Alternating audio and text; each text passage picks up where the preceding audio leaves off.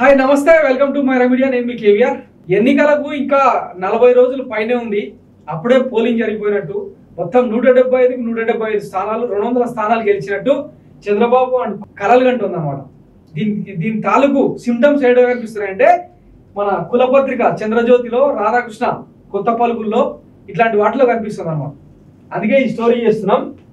నీ ఉత్త పలుకులతో ఎన్ని జాకీలు వేస్తావా విషయం తక్కువ నీ రాతల్లో కోతలు ఎక్కువ టీడీపీకి 175 ఏంటి స్వామి పోటీ చేస్తుంది 140 స్థానాలు కదా అసలు టీడీపీ మొత్తంగా అంటే 4-5 జాబితాలు విడుదల చేసింది కూటమికి 31 సీట్లు తీసేస్తే వీళ్ళు పోటీ చేస్తుందే 144 సీట్లలో కానీ 175 సీట్లలో గెలిచేసినట్టు కలలు కంటున్నాం ఇక నేను చెప్తున్న మాట కాదు వాళ్ళ కులపత్రికల్లో రాసుకున్నదే ఒకసారి చూడండి ఇగో జగన్ చేసింది అప్పులే కూటమిదే విజయం వైసీపీ చిత్తుగా ఓడడం ఖాయం మే 13న శని విరగడవుతుంది ఈ ఎన్నికలు ఏకపక్షం కావాలి అని చెప్పి ఈయన మాట్లాడిందో లేదో తెలియదు కానీ వీళ్ళు బ్యానర్లు వేసుకొని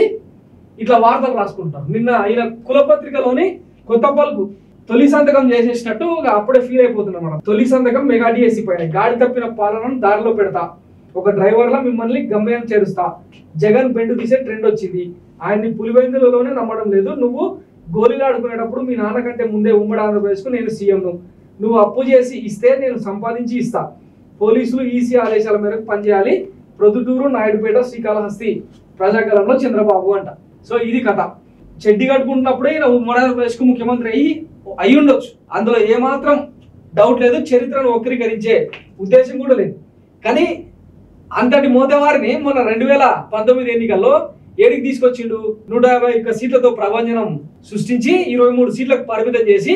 రాజ్యసభలో మనల్ని 0కు తీసుకొచ్చిండు వాళ్ళ అయ్యకు సాధ్యం కానిది జగన్మోహన్ రెడ్డి చేసిండు ఇది అయితే చెప్పం మనం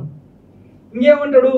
పులివెందులలోనే నమ్మడం లేదంట సరే జగన్మోహన్ రెడ్డిని పులివెందులో నమ్ముతుందా లేదా పక్కన పెడితే ఇలా కుప్పంలో మన పరిస్థితి ఏంది అదే భరత్ చంద్రమౌళి తనయుడు భరత్ వల్ల తీవ్రమైన ఇబ్బందులు ఎదుర్కొంటూ ఇంటింటికి మోకాళ్ళ యాత్ర పొర్లుదండాలు పెట్టి వస్తున్నాం మనం కుప్పంలో ఎప్పుడు లేనంతగా ఇంటింటికి తిరిగి ప్రచారం చేసిన చరిత్ర ఫస్ట్ టైం అనమాట చంద్రబాబు 35 ఏళ్ళ ఆయన సర్వీస్లో 40 ఏళ్ళ ఇండస్ట్రీలో చంద్రబాబు సాధించిన ఘనత ఇవేమి మన కొత్త పలుకుల్లో రాయము కానీ కూటమి అధికారంలోకి వచ్చేస్తుంది ఒక్క సీటు కూడా వైసీపీ గెలవదు 175 కూటమి పార్టీలు గెలిచేసుకుంటాయి జగన్ ప్రతిపక్షంలో కూర్చుంటాడని మనం కలలు కంటాం అనమాట ఎక్కడ ఈ రాతలలో ఇది ఆంధ్రప్రదేశ్ ప్రజల దుస్థితి అనమాట ఇది ప్రతిపక్షం ఎట్లా తయారైందో చూసిరు కదా ఏప్రిల్ 1 వచ్చింది నెల మొదటి తారీఖు రోజు ఇంటింటికి డోర్ కొట్టి వాళ్ళు అంటే లబ్ధిదారులు నిద్ర లేచినా లేవకపోయినా వాళ్ళని లేపి పెన్షన్ డబ్బులు ఇంట్లో అప్పగించి వచ్చే వాలంటీర్ వ్యవస్థను అడ్డుకున్నది ది గ్రేట్ చంద్రబాబు అడ్డుకో దానివల్ల ఈరోజు రాష్ట్ర వ్యాప్తంగా నిరసనలు చెలరేగుతున్నాయి మొత్తం 66 లక్షల ఓట్లు గల్లంత అనమాట టీడీపీకి అయినా సరే మనం అధికారంలోకి వచ్చేస్తాం ఇది టీడీపీ అండ్ ఈ కులపత్రికల మన సంఘలోని పత్రికల కడుపు పడం మరి వీళ్ళు రాసుకుంటున్నట్టు రేపటి ఫలితాలు వస్తాయా లేదా 2019 కూడా ఇంతేగా వచ్చేసింది అధికారంలోకి అని చెప్పి రాతలు రాసేసుకున్నారు తీర్మానాలు చేసేసుకున్నారు తీరా ఏమైంది 23 సీట్లకు పరిమితమైంది ఆఖరికి ఆంధ్ర ఆక్టోపస్ గా గుర్తింపు పొందిన సర్వేలలో నిష్ణాతుడిగా పేరు పొందిన లగడపాటిని కూడా మనం మ్యానిపులేట్ చేసి ఆయనను దిక్కు దివాణం లేకుండా చేసినాం శంకరగిరి మానేలు పట్టించేసినాం ఈ రోజు ఆయన సర్వే చేయడానికి కూడా వెనుకాడుతున్న పరిస్థితి ఇది మన ఘనత నిన్న మొన్న ఇంకొక కుల మేధావిని తీసుకొచ్చి కూటమికి మద్దతు ఇస్తున్నాం ఆంధ్రప్రదేశ్లో విద్యా వైద్యం శూన్యం అని చెప్పించినాం కదా రేపు ఆయన పరిస్థితి ఏందో ఇక ఆంధ్రప్రదేశ్లో డిసైడ్ చేస్తారు సో మొత్తం మీద ఎన్నికలు జరగలే ఇంకా ఫలితాలు రాలే కానీ మన పచ్చపత్రికల్లో మాత్రం చంద్రబాబు అధికారంలోకి వచ్చేసిందని కళ్ళు కంటూ రాస్తున్నారు అనమాట